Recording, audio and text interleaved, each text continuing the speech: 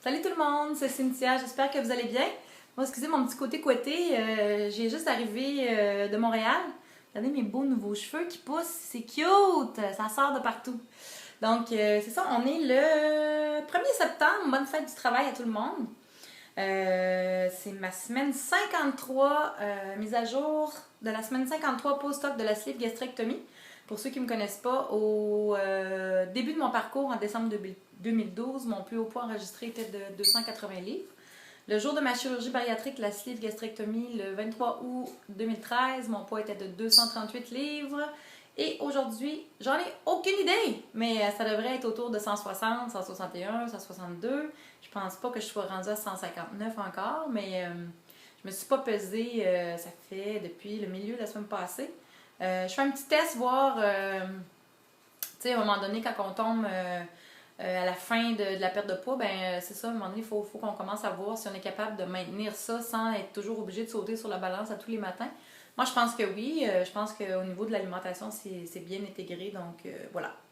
Donc, 1er septembre 2014, j'arrive de Montréal et là, je vais pouvoir commencer à vous parler de tout ce que je vous fais en cachette. Donc, c'est ça, je vous parle de mon projet. Ça fait combien de mois? Je suis fatigante avec ça, puis je vous dis jamais qu'est-ce qu'il y en est. Donc, je vous annonce officiellement en grande primeur que la raison pourquoi j'étais partie à Montréal en fin de semaine, c'est que je partais pour une formation. Formation donnée par le Bariatric Support Centers International, qui est l'organisation qui forme des instructeurs pour devenir leader de groupe de soutien pour les patients de chirurgie bariatrique en privé et dans les hôpitaux. Donc, je vous annonce que je suis maintenant, j'ai mon diplôme. Alors, ça dit ici que Cynthia Morneau est une instructeur, comment ça dit? As a Certified Bariatric Support Group Leader. Donc, je suis leader. C'est quoi le leader en français dans la bonne signification? Certifié de groupe de soutien spécifiquement pour les patients de chirurgie bariatrique. Donc, ça m'a coûté cher. Ça m'a coûté très cher, cette formation-là. Mais elle est terminée et puis je suis vraiment très fière d'être allée chercher cette certification-là. En plus, cette organisation-là est aux États-Unis, à Salt Lake City, dans l'Utah. Et puis, Salt Lake City est venu à moi en fin de semaine, donc je suis très heureuse. Je devais aller faire cette formation-là à Salt Lake City et puis, faute de budget, j'ai dû la remettre à plus tard parce que j'ai pas eu ma subvention de soutien au travail autonome et blablabla. Je devais faire ça l'hiver passé. Puis finalement, j'ai dû décaler. Mais c'est une très bonne chose parce que finalement, eux, entre-temps, ils ont commencé à faire des formations un petit peu partout à travers le monde. Et puis, ils ont choisi Montréal pour venir donner leur formation. Alors, j'ai sauté sur l'occasion, même si j'ai pas de budget puis que j'ai dû mettre ça sur ma carte de crédit. Pour moi, c'est un investissement. Et puis, je me dis, si je m'endette pour arriver à faire ce que je veux dans la vie, il faut être prêt à tout hein, pour faire ce qu'on veut dans la vie. Donc, je me suis dit, j'ai rien à perdre. Oui, j'ai quelque chose à perdre, j'ai de l'argent à perdre, mais en même temps, je me donne tous les outils possibles pour... je sais ce que je veux faire dans la vie maintenant, et puis je me donne tous les outils possibles pour être une bonne accompagnatrice en perte de poids et avec monsieur, madame, tout le monde qui a du poids à perdre, mais qui n'a pas nécessairement fait une chirurgie bariatrique, et avec les patients de chirurgie bariatrique. Et non seulement avec les patients de chirurgie bariatrique, mais aussi avec ceux qui ont fait une chirurgie 1 an, 2 ans, 10 ans, ou peu importe le nombre d'années, qui ont perdu leur poids, qui ont atteint leur poids santé, ou presque, et qui sont en train de glisser, qui sont en train de perdre pied et qui sont en train de reprendre leur poids après une chirurgie bariatrique. Eh bien, croyez-le ou non, j'ai aussi fait la formation qui s'appelle Back on Track, de la même organisation. Alors, je suis maintenant diplômée as a Certified Back on Track Facilitator. Donc, je suis formée pour donner un programme complet pour les gens qui ont perdu pied pendant leur parcours et puis qui ont envie de se reprendre en main et puis de reperdre le poids qu'ils ont repris après leur chirurgie bariatrique. Donc, voilà, ça s'en vient. Je fais tout ce qu'il faut pour que ça fonctionne. Et puis... j'ai eu d'autres excellentes nouvelles aussi. Là, je pense que je peux peut-être commencer à vous en parler un peu. Justement, quand on fait une chirurgie bariatrique au Québec, on se rend vite compte que le gouvernement du Québec a injecté énormément d'argent dans la chirurgie bariatrique pour lutter contre l'obésité. Maintenant, ils font en moyenne 3000 chirurgies bariatriques par année. Et cette opération-là, selon certains critères, est couverte par la RAMQ sous certaines conditions depuis le 15 mai 2009. Ce qui fait que en ce moment, ils commencent à avoir un bon bassin de patients. Donc, ils ont injecté beaucoup d'argent dans les unités bariatriques dans les hôpitaux, mais comme ça arrive souvent dans le milieu de la santé, ils n'ont pas du tout développé les services parallèles de soutien aux patients de chirurgie bariatrique. Mais du tout, du tout. Moi-même, j'ai été confrontée à ça après ma chirurgie, à part le suivi médical de ton chirurgien à tous les 3 mois et une rencontre avec une nutritionniste qui, la plupart du temps, n'a jamais été obèse et ne peut pas vraiment comprendre. Moi, je trouve ça difficile, les rencontres avec les nutritionnistes qui n'ont jamais été rondes ou qui ne connaissent pas la réalité psychologique des obèses, finalement, et le comportement. Ils connaissent sur papier, mais ils l'ont jamais vécu, ils n'ont jamais été confrontés à ça. Donc, je trouve que les nutritionnistes au Québec, je m'excuse s'il y a des nutritionnistes parmi vous, peut-être que ce n'est pas votre cas. Évidemment, je ne les ai pas toutes rencontrées. J'en ai rencontré quelques-unes ou quelques-uns. Et moi, j'ai été déçue. Je me suis sentie jugée comme personne obèse. J'ai trouvé qu'il y avait des petits commentaires pas très, en tout cas, pas très enrobés. J'ai pas du tout aimé mes rencontres avec les nutritionnistes que j'ai rencontrés au cours de ma vie.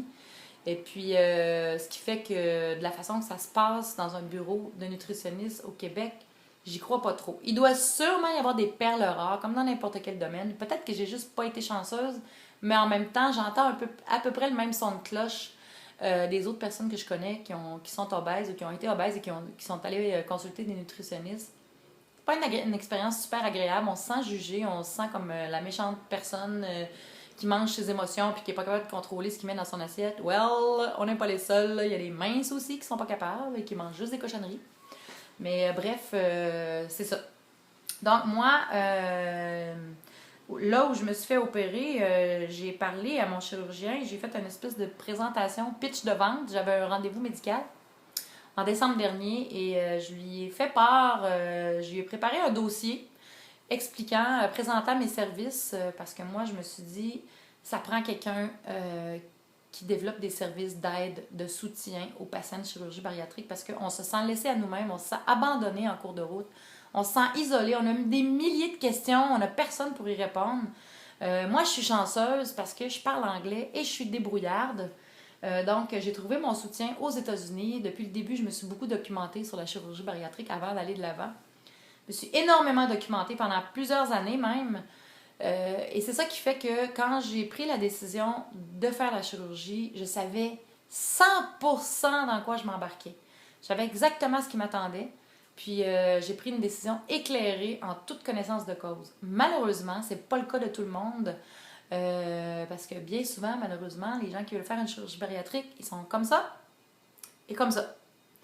Tout ce qui nous intéresse, je parle pas pour moi, mais ce que je vois beaucoup, ce que j'ai vu beaucoup dans la communauté aux États-Unis, sentez-vous pas visé si c'est pas votre cas, mais malheureusement, il y a une grosse proportion des gens qui veulent faire une chirurgie bariatrique. Tout ce qui les intéresse, c'est le chiffre sur la balance et la taille de vêtements. Les dommages collatéraux, les risques, ce que ça va demander comme discipline, ce que ça va demander comme sacrifice, parce que certains disent que c'est la méthode facile, la chirurgie bariatrique. Moi, je vous confirme que ça ne l'est pas.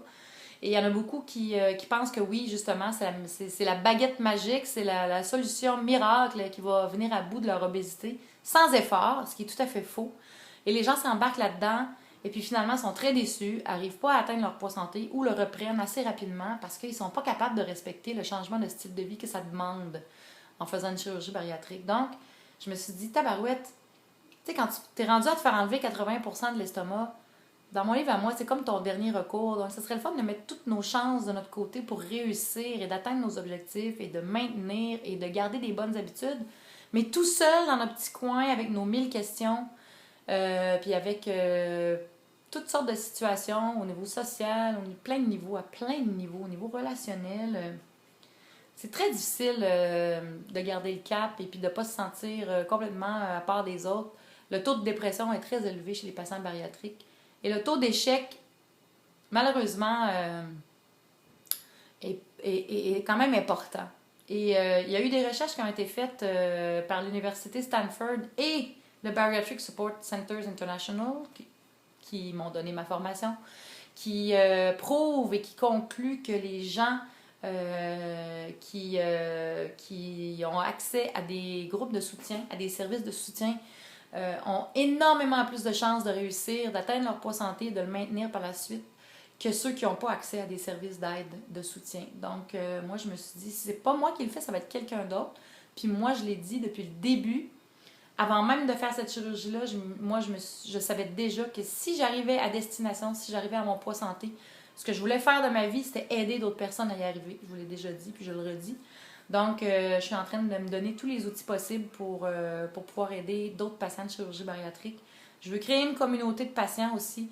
Je veux qu'il y ait des activités pour ces gens-là. Je veux que ces gens-là puissent se retrouver ensemble, avoir un sentiment d'appartenance et rencontrer des gens qui vivent la même chose qu'eux, parce qu'on se sent souvent pas mal toute seule dans ce cheminement-là, même si on a accès à YouTube, à des vidéos, à d'autres personnes en virtuel. On veut rencontrer des gens qui ont vécu le cheminement aussi. Donc, Québec Bariatrique, ma future entreprise, mon entreprise en fait, c'est ça. C'est une mission d'accompagner les futurs patients et les patients de chirurgie bariatrique dans l'atteinte de leur poids santé et d'un style de vie sain. C'est aussi un service de ressources, de référence, d'entraide et de partage. Donc, voilà. Alors, c'est ça les grandes nouvelles cette semaine. Et l'autre nouvelle, c'est ça, j'arrivais à mon autre nouvelle. En fait, j'ai pris un détour puis je suis jamais arrivée. C'est que moi, j'ai présenté mon projet où je me suis fait opérer. Et la réponse a été favorable et ils ont dit oui à mon projet. Donc, je vous annonce officiellement qu'on va commencer un projet pilote à l'hôpital Pierre-Boucher où je me suis fait opérer de groupe de soutien et c'est moi qui vais le donner. En fait, j'ai monté un programme de groupe de soutien de 6 mois et ça va commencer probablement dans les semaines qui viennent. J'attends les nouvelles. Évidemment, je fais affaire avec des chirurgiens qui sont hyper occupés, qui travaillent à peu près 26 heures sur 24.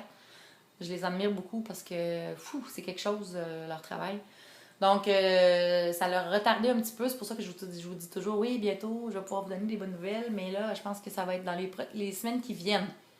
Donc, s'il y en a d'entre vous qui sont des patients ou des futurs patients de l'hôpital Pierre-Boucher à Longueuil, je vous demanderai de me faire un petit coucou en message privé. J'ai des affaires à vous dire. Donc, c'est ça. Gênez-vous pas. Sentez-vous vraiment à l'aise. Mais c'est ça. J'aimerais ça savoir si parmi les gens qui me suivent, il y a des patients ou des futurs patients de Pierre Boucher. J'en connais quelques-uns, mais il y en a sûrement d'autres. Donc, ou si vous connaissez quelqu'un dans votre entourage qui a eu sa chirurgie bariatrique déjà ou qui va l'avoir à Pierre Boucher, si c'est possible de mettre ces personnes-là en contact avec moi, j'apprécierais beaucoup. Et puis, voilà. Donc, je suis maintenant qualifiée pour être une bonne leader de groupe de soutien et pour faire de l'accompagnement aussi à tous ceux qui en ont besoin. Donc, je suis vraiment contente, ça s'en vient, ça commence à être concret. Et il était temps parce que là, j'ai plus de job. Puis, je dépense beaucoup d'argent dans ce projet-là et je mets ça à crédit en espérant que ça va finir par se concrétiser. Il faut que ça se concrétise parce que là, je commence à être vraiment endettée, mais vraiment, je sens que ça commence à prendre place. Et avec le Bariatric Support Center International aussi, il y a des discussions actuellement qui se font par rapport à des projets avec eux ici au Canada. Donc, tout regarde bien, tout s'enligne bien. C'est juste une question d'être patiente et de continuer à travailler sur ce merveilleux projet que j'ai amorcé il y a plus d'un an. Alors, sur un autre ordre d'idées, en fait, semaine, j'en ai profité aussi. C'est drôle parce qu'il fallait que j'aille acheter mes trucs de musique, mes livres, mes trucs de pratique, mes petits accessoires qui me manquaient. Et puis ici, à Rimouski, évidemment, on paye pour le transport. C'est très cher, les trucs de musique. Donc, je me suis dit que quand j'allais aller à Montréal, j'allais aller aller acheter tout ce que j'ai besoin pour mes cours de musique. Puis, c'était juste à côté, l'hôtel où j'ai eu la formation en fin de semaine, parce que ça se donnait dans un hôtel. J'étais juste à côté de chez Steve Music. Je pensais d'aller chez Ital Melody. Donc, j'ai fait tout ça à pied, j'ai tout mis ça dans mon sac, et puis ça a été un one-shot deal, comme on dit. Donc, en même temps, je suis allée à ma formation, puis je suis revenue avec toutes mes affaires de musique.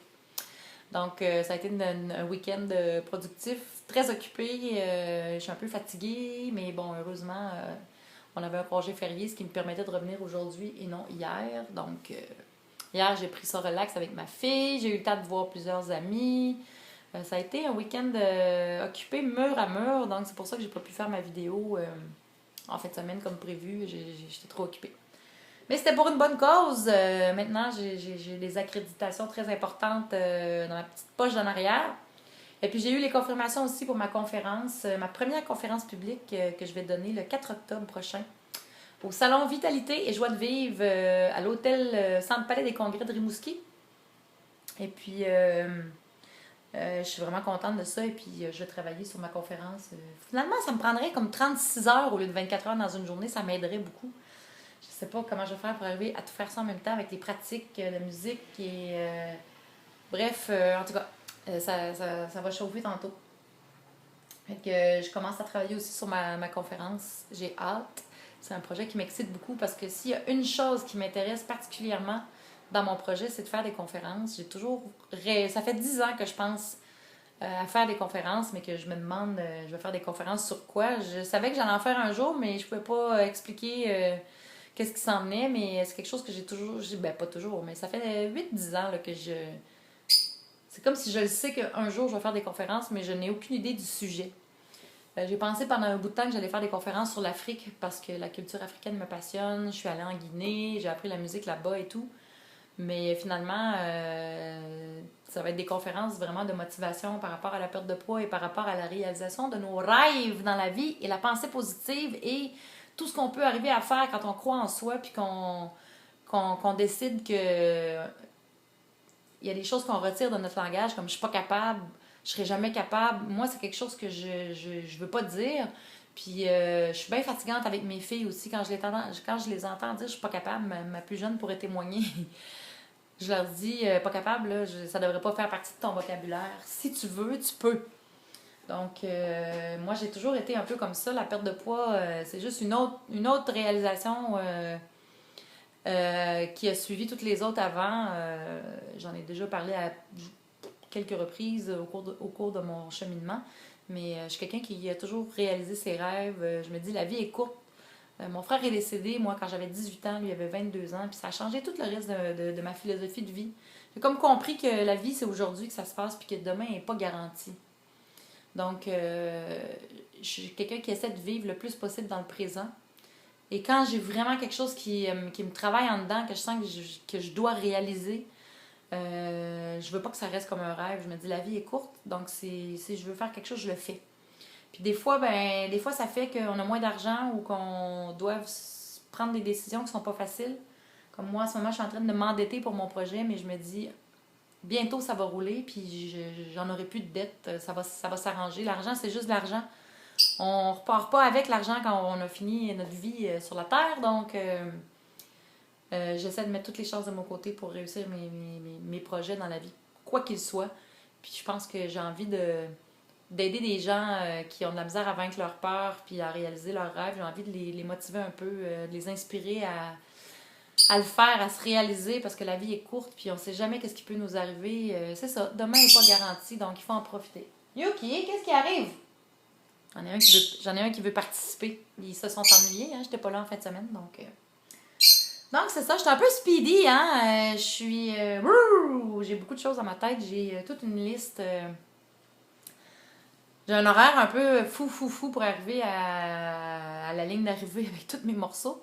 Donc, à partir de demain matin, je ne vais plus me lever à 7h, mais je vais me lever à 5h30 parce que j'ai pas assez d'heures dans mes journées. Donc, mes journées vont commencer plus tôt et je vais essayer de me coucher un petit peu plus tôt. J'ai de la misère à me coucher avant minuit, puis là, je vais essayer de me coucher... En tout cas, je vais commencer par essayer de me coucher à 11h. Si j'arrive à dormir à 11h, peut-être que là, j'essaierai 10h30. Plus tôt que ça, non, ça ne m'intéresse pas. Mais c'est ça, il faut que je rallonge mes journées de travail pour être capable d'arriver à faire tout ce que j'ai à faire. Mais en même temps, je me dis, ça va être des mois. Les mois qui s'en viennent vont être très, très chargés. En même temps, je me dis, je suis capable de le faire. Puis Si vous comprenez l'anglais, là, allez voir la petite vidéo que j'ai mis aujourd'hui un petit peu plus tôt de cette fille qui n'a pas de jambes et qui est devenue une acrobate renommée. Et puis justement, elle aussi, ses parents lui disaient t'as pas le droit de dire je suis pas capable. Et puis il faut voir cette fille-là où est-ce que c'est rendu. C'est incroyable. On est souvent notre obstacle numéro 1 dans tout. C'est nous notre ennemi numéro 1. Souvent, on va trouver des excuses à l'extérieur, mais souvent, les excuses, c'est nous notre obstacle, notre ennemi numéro 1 dans le désir de réaliser des projets. On est capable de faire tellement de choses si on se donne la peine, si on croit en soi. C'est important d'essayer. D'avoir peur, c'est une chose, mais de ne pas essayer parce qu'on a peur, tabarouette, on passe à côté de tellement de belles choses dans la vie. C'est vraiment important. Moi, mon projet à Pierre Boucher, tout le monde me disait impossible, impossible. Tu vas jamais réussir à rentrer dans les hôpitaux. T'es pas médecin, t'es pas infirmière, t'es pas nutritionniste, t'es pas chirurgien, t'es pas diététicien. Impossible. Impossible. Tout le monde me disait, c'est impossible que tu rentres dans un hôpital pour travailler pour un hôpital à contrat. Ils vont jamais considérer ça parce que t'es pas quelqu'un du corps médical. Et pourtant, ça va se faire. Et puis, je vais travailler pour l'hôpital Pierre Boucher. Et puis, oui, c'est possible. C'est possible quand on a quelque chose de crédible.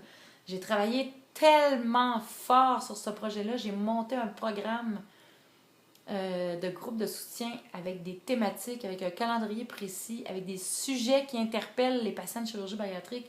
Je me suis fiée à mon parcours, à les obstacles que j'ai rencontrés, aux autres gens que j'ai rencontrés qui m'ont fait part de qu'est-ce qu'ils trouvent difficile, de quoi ils ont besoin. Dans un groupe de soutien, j'ai travaillé des heures et des heures et des heures et des heures et des heures et des heures. Et là, j'y arrive. Quand on se donne la peine, faut pas écouter ce que tout le monde va essayer de nous dire pour pas qu'on fasse quelque chose. Essayez! Vous n'avez rien à perdre. Le pire qui va vous arriver, vous allez vous faire dire non. Mais s'il y a une porte où ça répond pas, là, il y en a plein d'autres portes à côté où vous pouvez aller cogner, puis à un moment donné, il y a quelque chose qui va décliquer. Puis c'est pour ça que j'ai jamais abandonné quand on m'a tout refusé les subventions à Montréal. On m'a dit non, on m'a dit non, on m'a dit non, on m'a dit non à plusieurs reprises. Puis je me suis dit, je vais le faire pareil. Je vais juste m'endetter. Mais moi, là, c'est ça que je veux faire dans la vie. Puis c'est pas vrai que c'est un fonctionnaire ou quelqu'un d'un organisme qui donne des subventions qui va décider ce que je vais faire ou ce que je vais pas faire le reste de ma vie. Moi, Cynthia Morneau, je veux monter un projet de groupe de soutien pour les patients de chirurgie bariatrique. Je veux faire de l'accompagnement pour les gens qui veulent perdre du poids. Je veux motiver des gens, je veux inspirer des gens pour les gens qui veulent se prendre en main. Et puis je vais le faire. Ça coûtera ce que ça coûtera. Ça prendra 10 ans s'il faut, mais on my dead body, je vais le faire. Donc, puis vous voyez, je suis en train d'y arriver. Je lâche pas, j'ai jamais lâché, même quand c'était dur, même quand tout avait l'air tous les signes étaient rassemblés pour me faire croire que ça allait pas fonctionner. J'ai écouté des conférenciers de motivation, je me suis accrochée à mon rêve, puis là, je suis en train de vraiment le réaliser. Puis, c'est pas juste de ma perte de poids que je suis fière. Je suis fière d'être qui je suis, puis je suis fière de jamais me laisser tomber moi-même, en fait. Donc, vous aussi, vous êtes capable de jamais vous laisser tomber. Ça s'apprend, ça s'acquiert, ça se développe.